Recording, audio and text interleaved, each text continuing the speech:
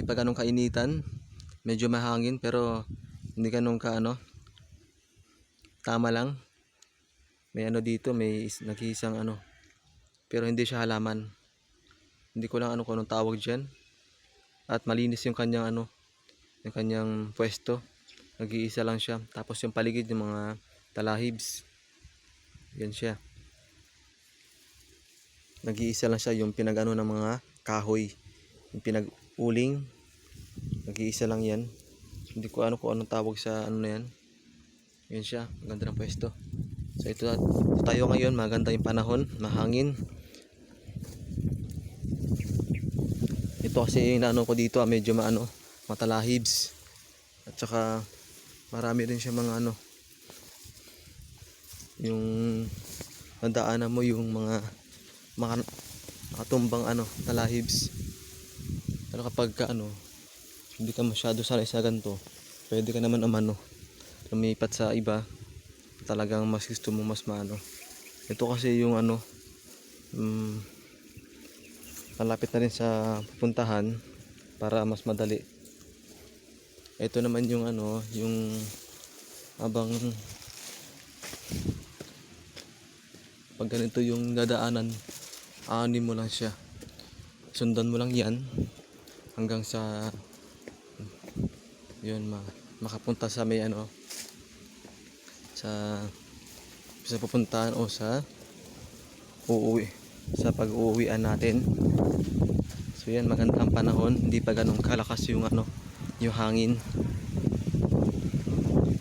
So yan, maganda yung ano, panahon, mahangin. So yan. Tsaka dito, kapag talaga ano ganito yung maanuhan mo, you know, mas hangin.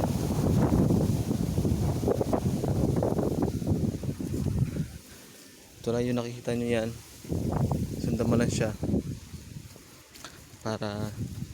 Pero dito kasi hindi naman ganong maraming napunta o nadaan. Depende lang kung talagang ano, gugustuhin nila. Kung saan nila mas gusto.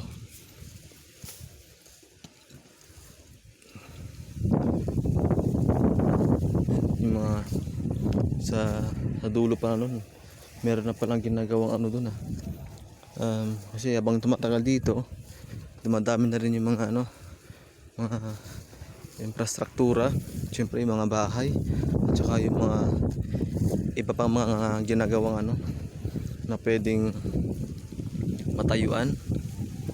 So yan siya. So yung sa pinakamalayong-malayo na yun, kitang-kita dito yung ano, yung bundok ng ano, yung siyempre yung pinaka ano nun, mga puro na siya mga puno. Kaya kahit malayo ka, makikita mo siya. Makikita mo lang siya dun sa pinaka malayo na yun. Kaya kahit malayo ka, maganda siya tingnan. Kasi kitang-kita mo yung mga ano, yung mga kanyang yung pinaka ano niya, yung alon-alon, yung siyempre yung mga naka ano doon, mga gandang mga view na pwede mo makita. So yan, marami siya mga ano, mga alon-alon, pero mga ano yan, mga punong kahoy yan sa pinakaduluhan na yan. Tsaka may mga ano din yan dyan, may mga nakatira talaga, may mga nakatira yan dyan. At marami pang iba dyan, may mga nandyan, lalo na pag sobrang ano, maasukal dyan sa ano na yan, sa lugar na yan. Tsaka sa gantong ano panahon, talagang mano yun dyan, malamig, lalo pagka mapasok mo yung ano, pinakalooban yan, yung mga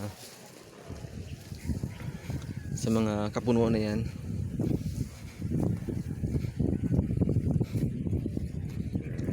Ito naman sa ano, sa kabila na to, kasi dito kasi mataas na malalim. Ang makikita mo dito punong saging, pero wala kang masyado makikitang bunga kasi ganito ang panahon kapag walang bunga, ilan lang, pero malilit pa yung mga bunga niya. Kapag gusto mo maghanap o gusto makakuha ng ng bunga, yun, maghanap ka lang. Pero yan man kasi may mga may-ari yan, yung nakikita nyo yan. May mga at may iba naman dyan, mga nila, talagang kanila. At may iba naman din dyan, mga pinapaanuhan, pinababantayan para kasi siguro yung niya nasa malayo. Kaya sa kanila muna pinapabantayan yung mga na yan, tanim, mga punong saging at marami pang iba, mga panggulay siguro.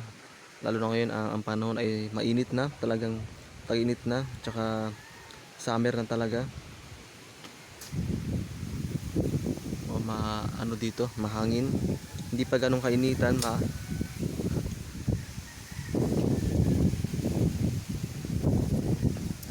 so yan.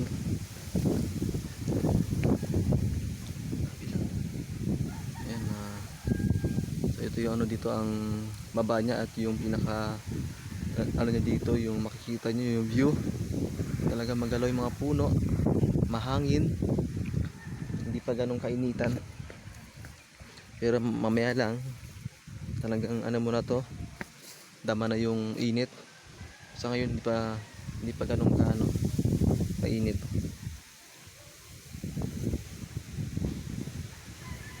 Lalo kapag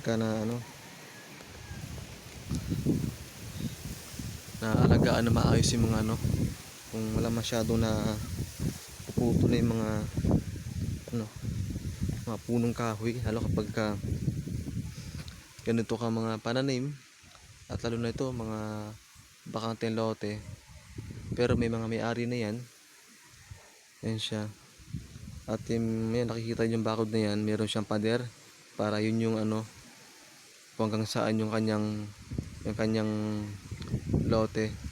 Yan, meron na may-ari niyan hanggang sa baba yan.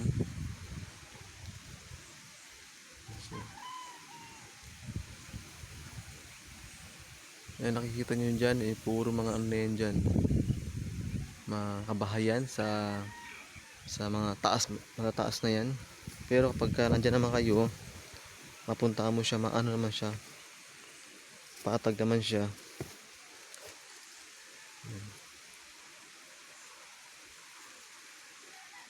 Kaya marami na yun dyan, nakatira. At ito naman yung baba, may mga dito, punong saging, pero may mga din yan, mga dating mga nakatira dito. Siyempre pagka maiwanan na siya at makalipat na sila, nandyan pa rin sila. Kahit maputol yan, tutubo pa rin sila. Ito naman yung may dito, bunga, pero hindi pa siya pwede kunin. Pero hindi yan mayroong to, mayroong may-ari niyan. Ayun siya, may bunga siya. Mga ilang araw pa yan bago makuha, bago siya putulin. So nakatago na, tatakpan ng dahon ng niya, sanga ng saging. Yun siya, maliliit pa, hindi pwede. At ito naman yung pinaka itong nakikita yung mga puro mga saging na yan, dati yan dito mayroong bahay. So ngayon lumipat na sila, yun, tas ang naiwan lang dyan yung mga punong saging. Yan ang pumalit sa kanila. At iba dito, talagang mga tanim din nila. Kaya marami sila mga dito, mga tanim pa walang masyadong bunga. Ganito kasi yung paano kapag wala kang makikita mga pwedeng makuha o pwedeng malaga. Kaya maghihintay ka pa hanggang sa pwede mo na siya makuhanan, pwede mo na siya maputol yung pinakapuno niya, para kasi yung puno na yan pag maputol mo siya, yun, meron na naman uli siya tutubo hanggang sa maghintay ka na naman gumulang siya. Yan, marami yan. Pero may mga ano yan, mga dating mga nagtanim, so ngayon na mga nakalipat na sila.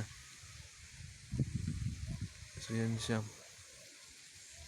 paikot yan.